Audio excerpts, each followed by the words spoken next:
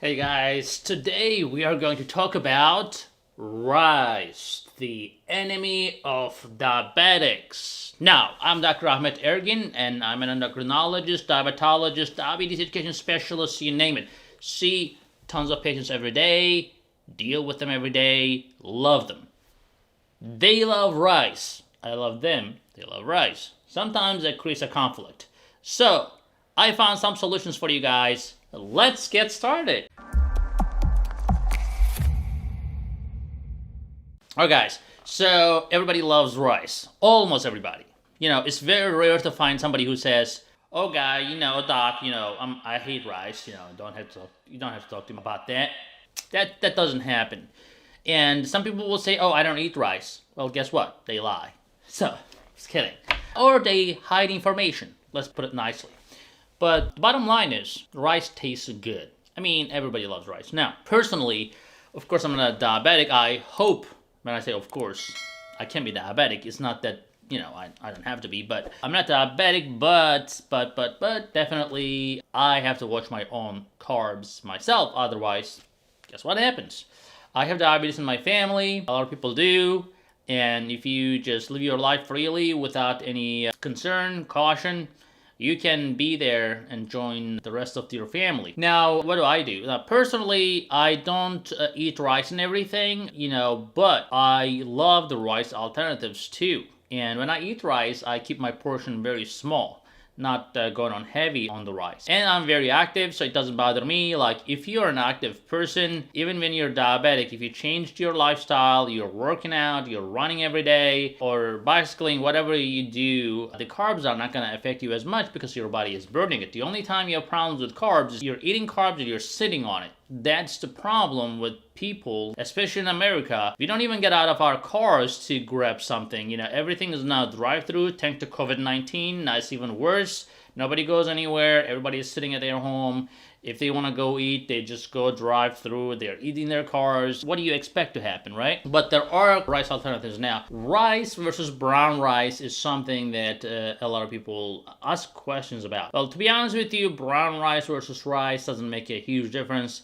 Like the regular rice has a glycemic index of 80. So tends to spike your blood sugar, and rice is something kind of dense, so glycemic load is high with that. Remember, we always give this watermelon example where, watermelon has a very high glycemic index, which can spike your blood sugar, but the carbohydrates in one portion is small because it's mostly water, right? If something has a lot of fiber and water in it, it's unlikely to spike your blood sugar, although they're sweet, just like the watermelon. If you're having one slice of watermelon, that shouldn't be a huge deal. But with the rice or anything heavy like bread that's dense, you can tell it's like, mass without much water in it, definitely can spike your blood sugar.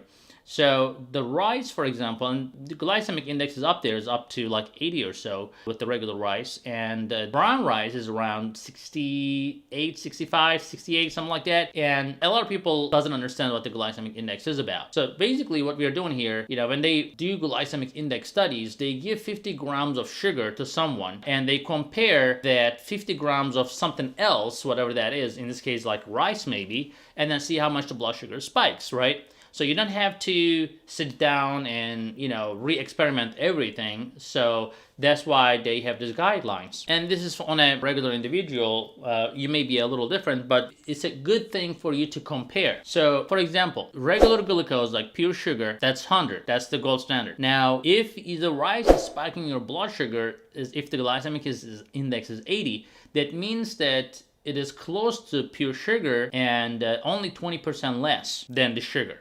So it will spike your blood sugar. Even the glycemic index of things like that are down to 50, that doesn't mean that it's not going to spike your blood sugar. It can. If you have no insulin in your body or if you're super insulin resistant, anything can spike your blood sugar, even with the low glycemic index, but it shouldn't be as bad as something that has high glycemic index, right? So in this case, you can say that, okay, well, rice will spike my blood sugar because the glycemic index is up there at 80. We typically recommend below 45, 50 glycemic index if you want to have carbs. The brown rice is up there too. 65, 68 is really not that great. Now, what are the other alternatives? And again, you can find a lot of things that I'm going to talk today down in the link below. I have an affiliate link.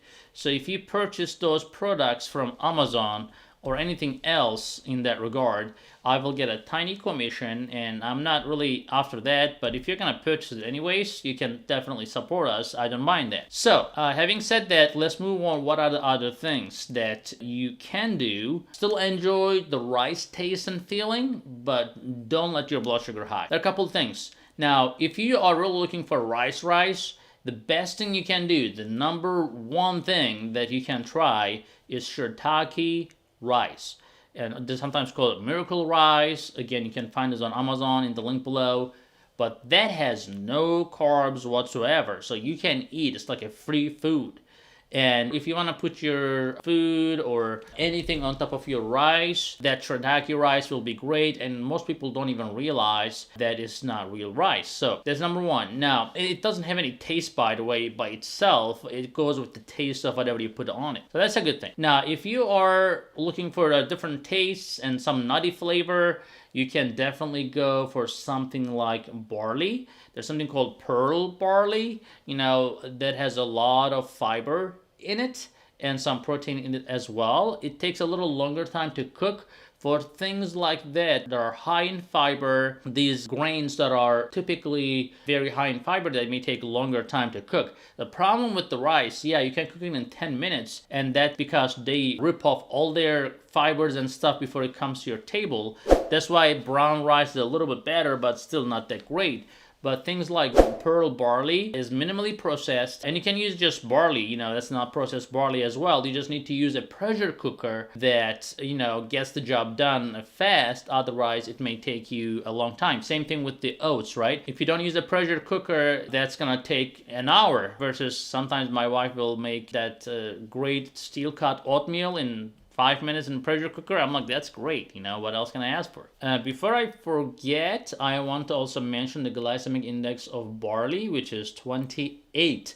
Again, that doesn't mean that it's free food, but it means that it's going to spike your blood sugar much less compared to the rice, which has a glycemic index of 80. So pearl barley is another one. Quinoa is great. Glycemic index is down to 50, and it tastes great. It's an acquired taste, goes well with a lot of things. So definitely give it a try to quinoa as well. By the way, remember I had a video about worst vegetables, and there I was like basically smashing potato.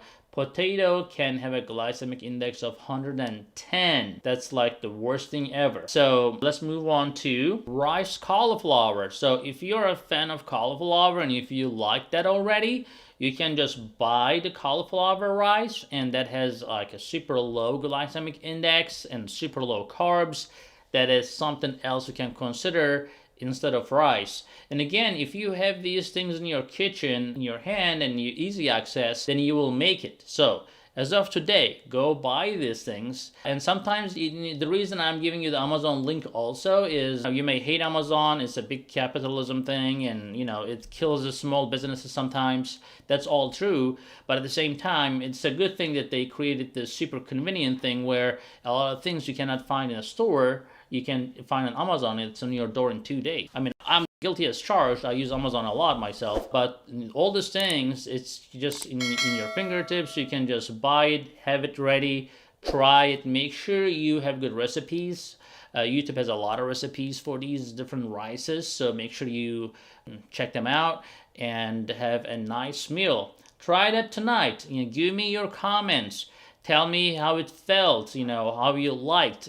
Not everybody's gonna like everything, but give it a try, and whatever it takes to keep your blood sugar down. Remember, trying different things. You don't have to be even a diabetic. I tried shiitake rice myself. I tried shiitake noodles myself, and that's perfectly okay. You don't have to be a diabetic. So just be open to different tastes. These things are consumed in Asia, in different parts of the world. Why not? Give it a try. You don't have to travel all the way to China to try these things, or Taiwan, whatever. Give me your comments. Make sure you share this video, and have a great day, guys. We'll talk to you in the next one. Remember, we have a lot of videos that are all about diabetes and overall health. So watch them, educate yourself, and be empowered. Talk to you later.